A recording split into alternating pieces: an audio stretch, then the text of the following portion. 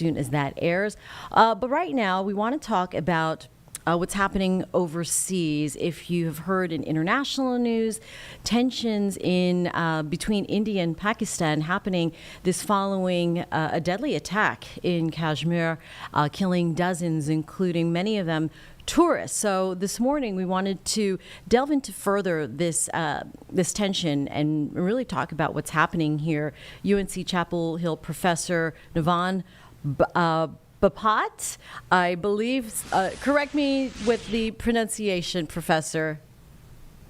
Yes, it's Navin Bapat. Navin Bapat. Thank you for joining us this morning.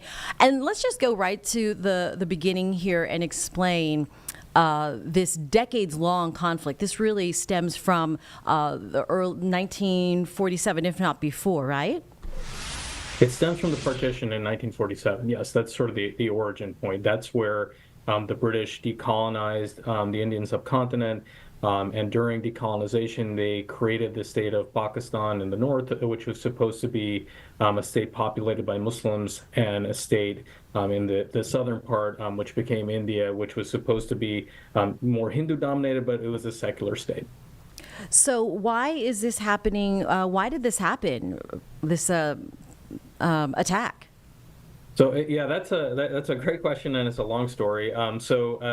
This attack is part of a sort of long-standing insurgency in Kashmir, which India and Pakistan have fought 4 wars over this, and since the late 1980s, there's been an insurgency that India says is supported by Pakistan. There's quite a bit of evidence that that's true, but there also is, because Kashmir at the time of partition was majority Muslim, it was ceded to India by a Hindu Maharaja who, for security, because he was concerned about an invasion of Pakistani tribesmen, ceded to India to gain security. So what you have is a situation in Kashmir, at least in the Indian part of Kashmir, which is Hindu, since dominated by what is believed to be a Hindu state, but it's a majority Muslim population, and it's unclear how much of that since where Kashmir is, if Kashmir if generally prefers to reunite with Pakistan, if they prefer to become an independent country, which is what the Maharaja initially wanted,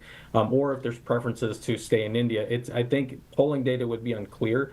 So again, we're at a point now, it's been years since partition, so it's not exactly, I can't say for sure what the population would want, but Pakistan still has not ceded its claim to Kashmir.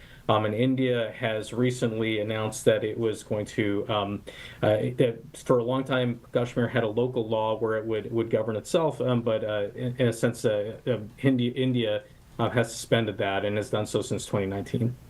So both countries have nuclear weapons, and what does that threat mean then for both sides? Well, that is, since both sides do have demonstrated nuclear capability, right? So we know that. What we're less sure of, I think, is the delivery systems of those nuclear capabilities, right? So I don't think if there were a conflict involving nuclear weapons, it would likely be more localized to the subcontinent. But an important thing to remember is that it's a whole bunch of the world's population there, and the effects of that may travel. So again, I'm hoping, India and Pakistan have engaged in skirmishes before. There has been cross-border terrorism between Pakistan and India. It hasn't escalated to the nuclear level, and so I'm hoping it stays that way. But the longer it goes on, the bigger the concern will be that something like that may be considered. Yeah, I mean, Pakistan calling this an act of war, and so how do you interpret this narrative? Well, I would be concerned with Pakistan in particular, just given the political situation. So the power in Pakistan really sort of is with General Munir, and there is an elected prime minister, but Munir really is a big decision maker, and he is going through this interesting period where the military has fallen out of favor with many of the Pakistanis. One of the main sort of popular candidates for elected office is Imran Khan, and he's in jail.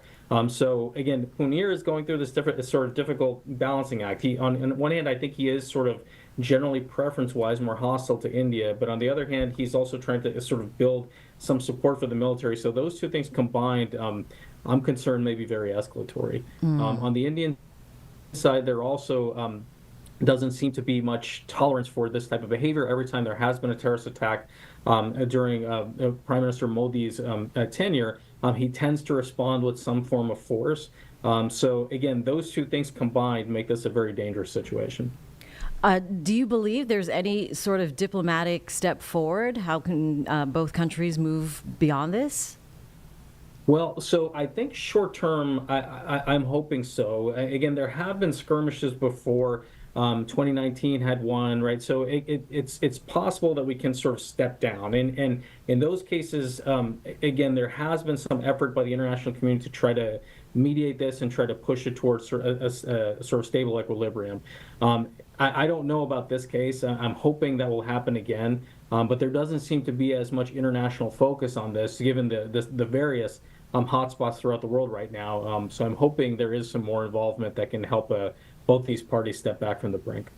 And really watching here from the U.S., it's easy to detach, but why should Americans care?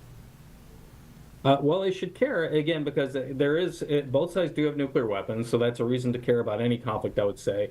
It's also a large portion of humanity is there in the subcontinent. India is the largest country in terms of population in the world.